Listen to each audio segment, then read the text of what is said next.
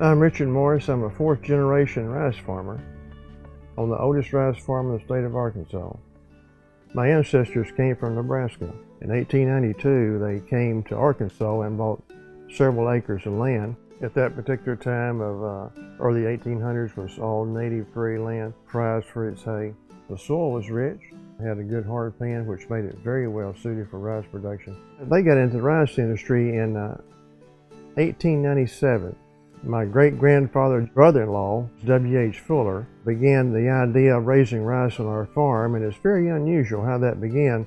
He was on a duck hunting trip in Louisiana in the rice fields, and he saw the land looked very similar to what he had, and he came back to see about raising rice in Arkansas.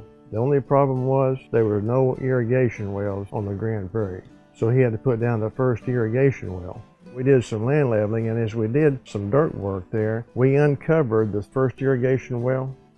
He planted only 3 acres. Everything was going fine. He said, according to the historical document, he had a good stand, the water was beginning, but his well broke down. He lost his crop. He couldn't finish watering it. In the meantime, across the road was my great-grandfather, John Morris, and his family, and they decided they would try to plant some rice in 1901. He put down a 10-inch well, the second well on the Grand Prairie for watering rice.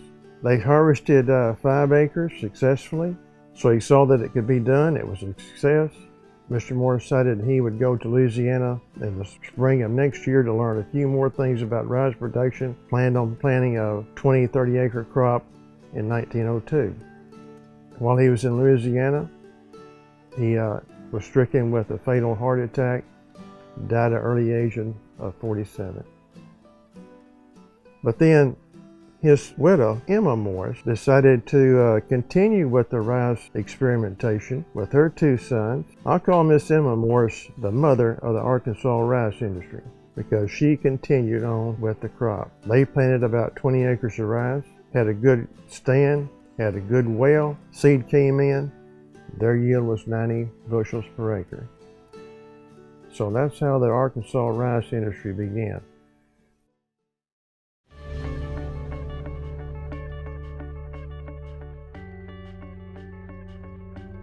During all the high school years, I was always helping my father, Merlin Morris, plant his crop. And I knew from the very beginning that that was going to be my career, especially with the heritage that our farm had. I went to school at Jonesboro at Arkansas State University, studied ag, obtained a degree in plant science, graduated in 1970, went into the Air National Guard, served my country, and then stood on the farm and helped my dad. And then after he passed away in 1976, in 1977, I began my career as the 4th generation on the rice farm.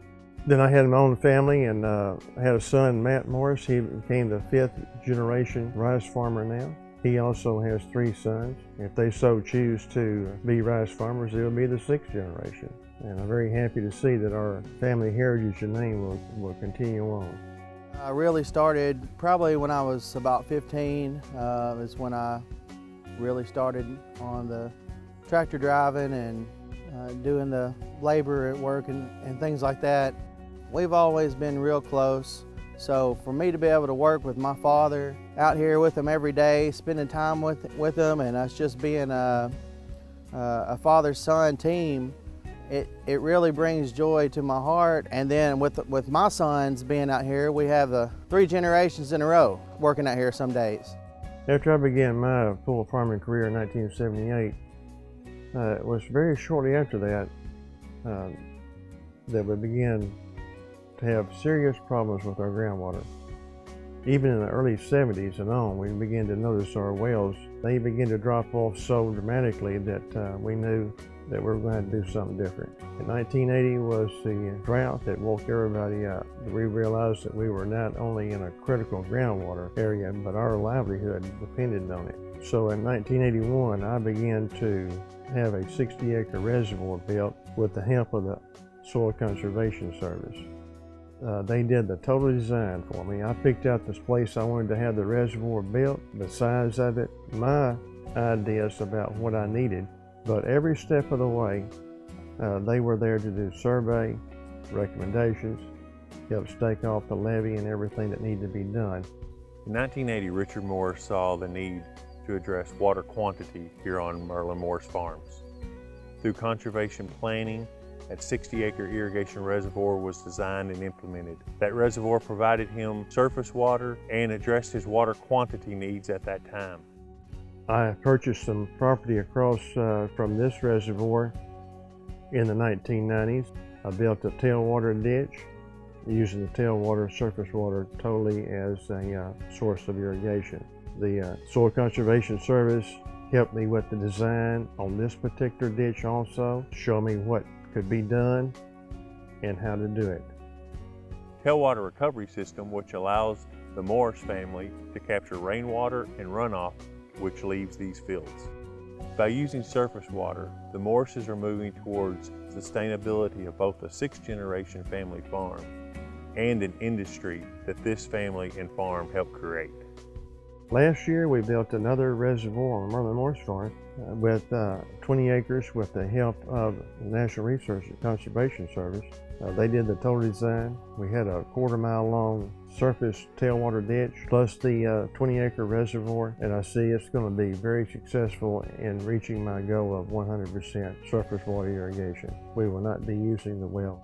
Our amount of rice we raise feeds several hundred people, and we've been doing this for over 100 years. In fact, we received our Arkansas Century Farmer Award in 2012. So we've been at production of rice for a long time. We're very proud of our heritage. We are proud to be a part of the rice production and rice industry in Arkansas.